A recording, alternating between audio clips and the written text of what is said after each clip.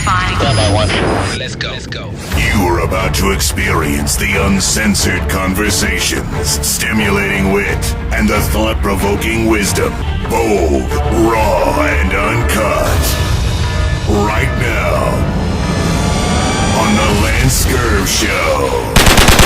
Ebony magazine is downsizing and moving editorial operations to Los Angeles. This article was sent to me from the Urban Buzz this morning. It's a short article. I'm going to read it, but it shows how black media is dying. Here it is. Ebony magazine is cutting nearly a third of its staff and consolidating editorial operations with sister publication Jet in Los Angeles, a major shakeup for the venerable Chicago-based chronicler of the African-American experience. A monthly lifestyle magazine that has called Chicago home since it was launched in 1945. Ebony is laying off about 10 of 35 employees, including editor-in-chief Kyra Kyles. Tracy Ferguson, who became the Los Angeles-based editor of Jet in February, will be responsible for both magazines going forward. There was a significant consolidation of the editorial staff as well as some of the digital staff. Michael Gibson, co-founder and chairman of Ebony owner CVG Group, said Friday. Ebony Media will retain a downsized Chicago office after the magazine pulls up stakes for the West Coast, Gibson said. Linda Johnson Rice, newly renamed Ebony Media CEO, will remain in her role and will be based in Chicago. These are the stories that somewhat get pushed to the side or swept under the rug when we look at the foolishness that's pushed in our face and the sweetness of decadence. Yes, I said it, the sweetness of decadence. You know, when we have decadent stuff pushed in our face through social media, the television, the computer, and stuff that we share, we are blinded to many strategic moves that are happening in the black community. And it's almost where it's a crime to say the black community. People say you're angry. People say that you're militant, that you're radical. But no one says this to a person who says the Irish community, the Jewish community, the Latino community, and even the gay community. And so, in my opinion, there's an attack on black media. There always has been as of recent. You see, we see it when our black youth, male and female, are shot down or found to be missing. We see that. And we complain about that, as we should. We should speak out on that. We should make moves to rectify those situations. And I didn't say complain in a sarcastic way, but then again, maybe I should say complain for many of us. Many of us complain, and that's all we do. And we go back to business as usual. Someone is shot, we march, and then the next weekend, we're back at the mall, spending money with others who don't give a damn about us or our cause, and they just want our money. But many of us just don't grasp how important it is for us to have our own media outlets, independent, that tells our story, having us speak to each other in a way uncensored so we get the full story. You know, when something happens and you ask someone what happened, I mean, God forbid an accident happens and they tell you what happened, and you ask another person, you get a slightly different take on the same story. Now, if my memory serves me right, and nobody seems to be talking about this, I think it was around 2011 when Ebony and Jet sold a substantial stake to JP Morgan Chase. And I mean, they have nothing to do with our community. So why are they buying a substantial stake? Now, maybe they sold everything back. I don't know. You know, the CVG Group is what's stated as the owners of Ebony and Jet, but they're downsizing. And as big as a firm as JP Morgan Chase is, if they did or still do own a substantial stake in Ebony and Jet magazine, why is it tanking? Because that's what it is. I mean, they didn't say that it's tanking, but really, if you have such a powerful community where we have so many billions of dollars, even up to $1 trillion now, why is that magazine tanking? Was that a strategic move by JP Morgan Chase? As much money as they have? Like I said, can someone else of another culture, another race, go to any Jewish periodical, whether it's in print form or digital form, and make a purchase? They wouldn't have it. Why is it that we need that? They're downsizing, and maybe because sales, a lot of magazines are tanking. It's not just black magazines. And I'm not saying there's some kind of conspiracy. All I'm saying, with as much money as we have, it should not be. And let me just say, for those who don't know, on YouTube, they're pulling back. There's an ad boycott, so they say. And with that ad boycott, in a nutshell, major companies who advertise with YouTube are basically saying, we don't want to put our ads on these channels that utilize hate speech or anything touchy that they deem touchy. So YouTube has gone on a witch hunt to demonetize many of the channels and try to shut them down unless they go according to the guidelines. So you can't speak on sensitive things of racism. You can't speak on sensitive things that happen in real life in the world without being shut down. So this is what it's coming to. It's a form of censorship. But for some reason, it seems like the black channels on YouTube and black media in the world are being dried up, and all we're doing is sitting there and watching its fall. And it's a shame, because we can't expect no one else to tell our story. We can't expect anyone else to speak to us in the way that we can communicate sincerely. I'm going to go and do a little research and really look at what has happened to, and I spoke on it before, black radio, black print media, black radio. Let's talk about that. They're silently being bought up by so many other companies that don't represent us and don't have an interest in us. Why are they buying us up? And it doesn't matter if it's radio, print, digital. They're buying us up, in my opinion, because if we say something too radical that they don't like, because they own part of the company or most of the company, or we're part of a conglomerate that doesn't go there, we can be silenced and told to sit down and shut up with that black talk. So this is why we've got to ultimately reject that money that comes in from communities and from firms and businesses that have no interest in us, really, because they're making big money elsewhere. So why are they coming around to buy us up? It's to keep us quiet. It's to silence us. So what do I say? Reject their money. But we're not going to stay afloat if we reject their money and our own people are not investing in us. I believe that Ebony and Jet are now completely digital. And if not completely, it's been a while since I've been to the newsstand, right? I'm doing everything completely digital, but I would believe that most of what they do is digital. The physical magazine, and I understand this across the board, that it's not just black periodicals, but it's across the board.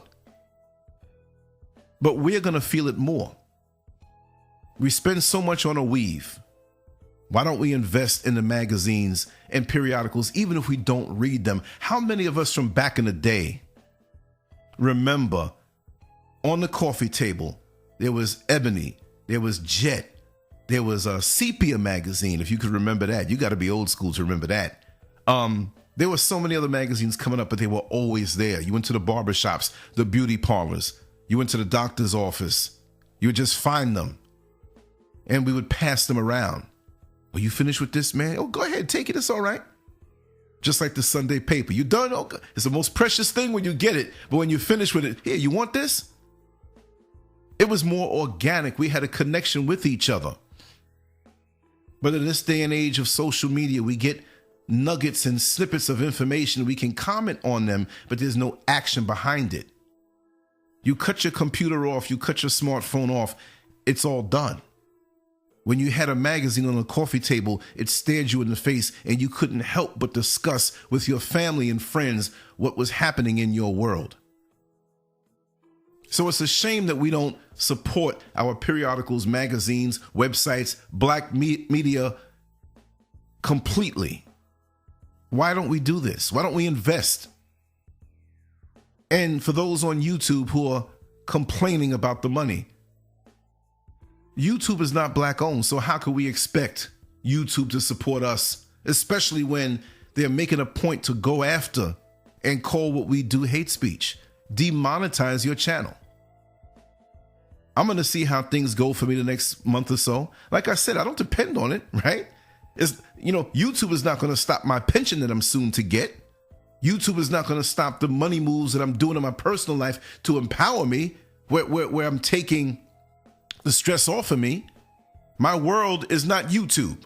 My world is not even LanceScurv.com, right? But I allow my world to push those things independently. And we've got to move that way. So if nobody donates or no one comes in to swoop down and support you en masse, demonetize your channel. And if these are rough times for you, if you're really dependent on that money, you're going to have to tough it and tighten up your belt, because this is what's happening.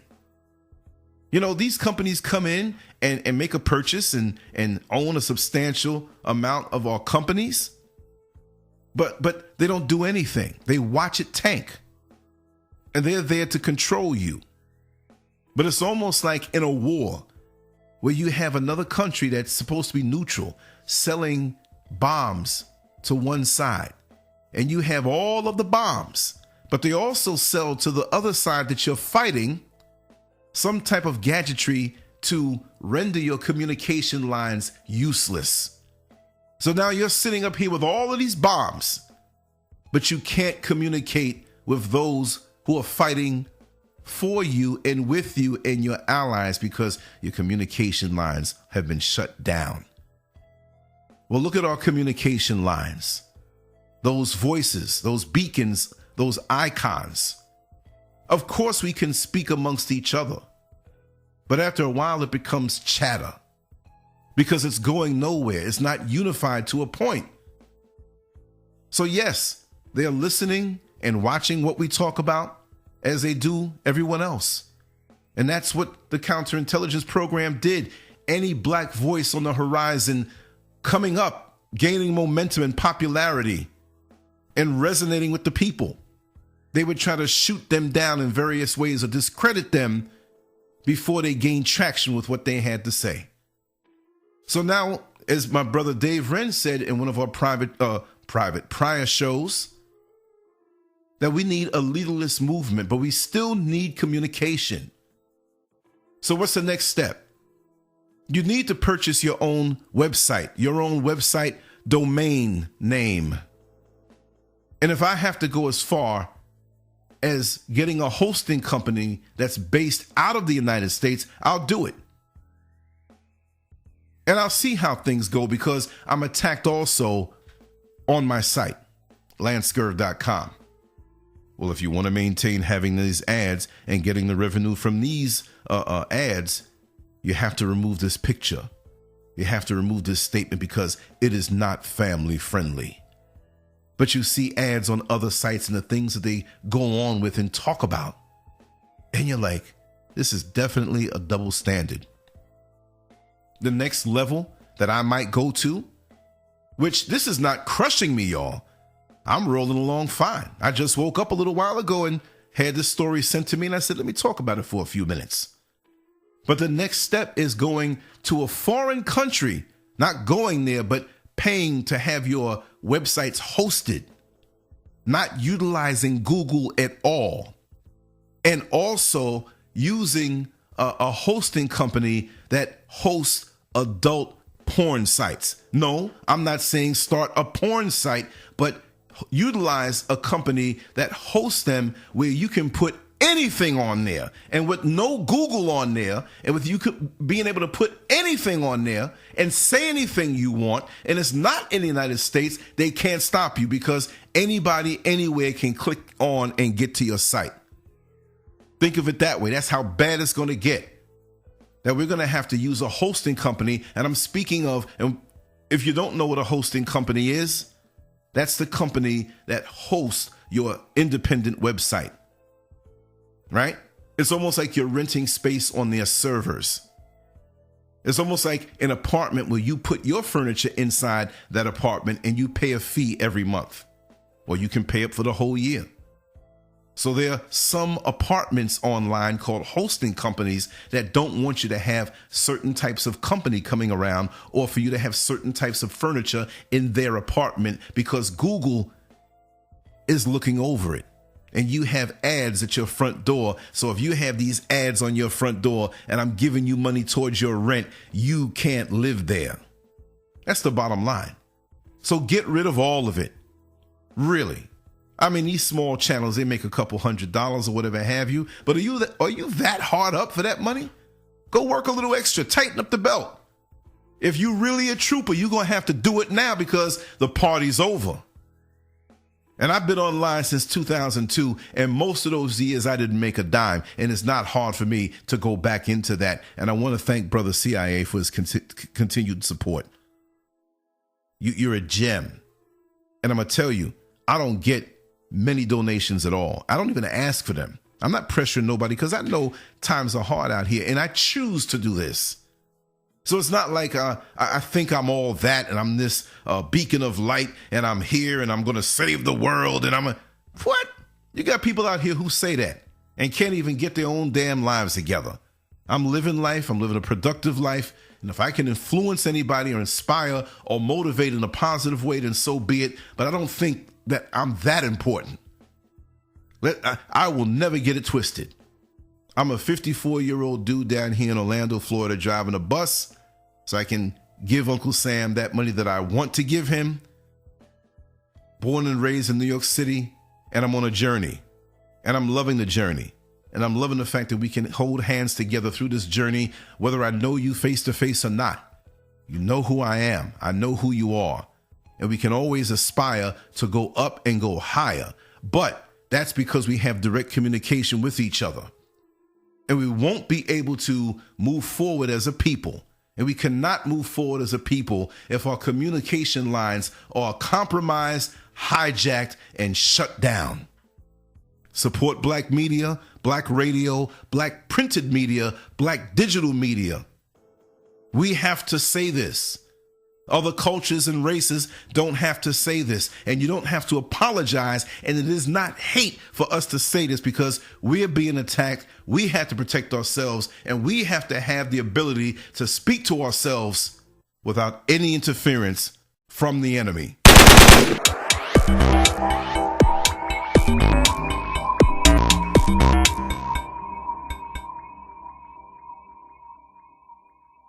Make sure to check out the boldest blog at LanceScurv.com and follow Scurv on Twitter, Facebook, and YouTube under LanceScurv.